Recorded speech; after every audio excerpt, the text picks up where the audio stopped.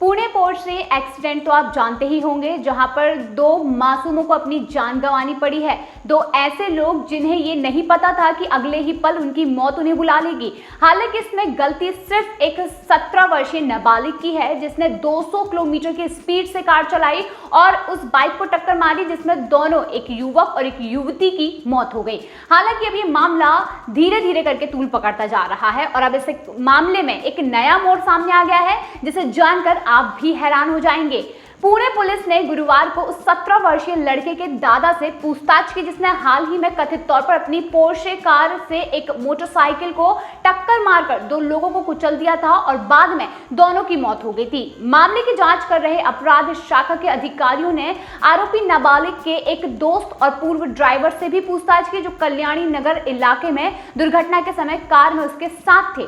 जब नाबालिग के दादा को पुलिस आयुक्त के दफ्तर में अपने बेटे का सामना करने के लिए ले जाया जा रहा था, तो कुछ पत्रकारों ने उनसे सवाल पूछने की कोशिश की और इसी दौरान एक व्यक्ति ने उनके साथ धक्का मुक्की करने की भी कोशिश की। इस बीच आरोपी नाबालिग ने यह दावा किया कि दुर्घटना के समय उसका फैमिली ड्राइवर गाड़ी चला रहा था। जी हां, सही सुना आपने। ये एक नया ऐसा केस में मोड़ आया है, जिसमें यह माना जा रहा है या फिर ये कहें कि ये बताया जा रहा है कि वहां पर लड़का नहीं बल्कि उसका ड्राइवर गाड़ी चला रहा था। नाबालिग के दो दोस्त जो दुर्घटना के समय उसके साथ थे, उन्होंने उसके दावों का समर्थन भी किया है। वहीं बुधवार को पुलिस ने नाबालिग के पिता की हिरासत की भी मांग करते हुए अदालत को यह बताया था कि चूंकि किशोर कार चलाना चाहता था, इसलिए ड्राइवर ने अपने नियोक्ता यानी कि नाबालिग के पिता को फोन किया और उन्हें अपने बेटे की मांग के बारे में बताया और वे उसके पिता थे जिन्होंने ड्राइवर से ये कहा कि वे अपने बेटे को कार चलाने दे। अधिकारी ने यह कहा है कि ड्राइवर को मामले में गवाह के तौर पर अदालत में पेश किया जा सकता है।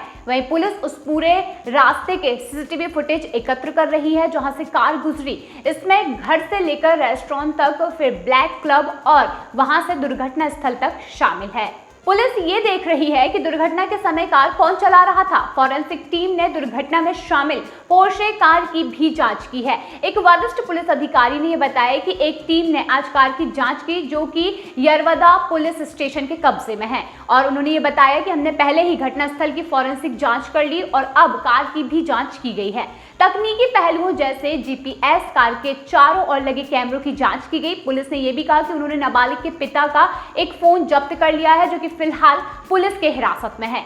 बताते चले कि पुणे के कल्याणी नगर में रविवार तड़के कथित तौर पोर्शे कार चला रहे नाबालिग चालक ने एक मोटरसाइकिल से जा रहे दो सॉफ्टवेयर इंजीनियरों को कुचल दिया था, जिससे दोनों की मौत हो गई थी। बता दें कि पुलिस ने यह दावा किया कि नाबालिग नशे की हालत में कार चला रहा था। नाबालिग को किशोर न्याय बोर्ड से पहले जमानत मिल गई थी, लेकिन मामले ने जब तूल पकड़ा तो बुधवार को जेजेबी ने उसे पर्यवेक्षण गृह भेज दिया। क्राइम ब्रांच के एक अधिकारी ने यह कहा है कि नाबालिग के दादा, उसके दोस्त और ड्राइवर से कार दुर्घटना के संबंध में पूछताछ की गई।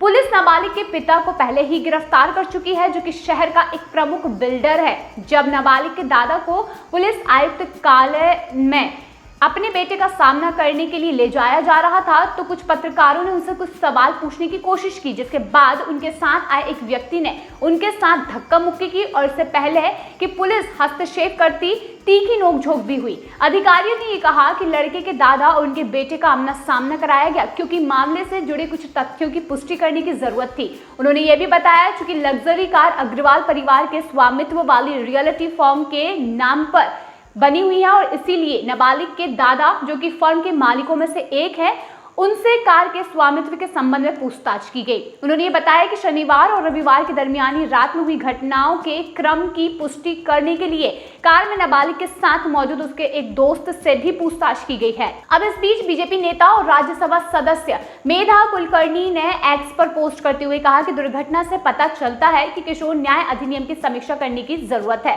क्योंकि एक इस लड़के जैसे तथा कथित नाबालिग गंभीर अपराधों से बचने के लिए कानून का दुरुपयोग कर रहे हैं और किस तरीके से उसे बचाने की कोशिश की जा रही है।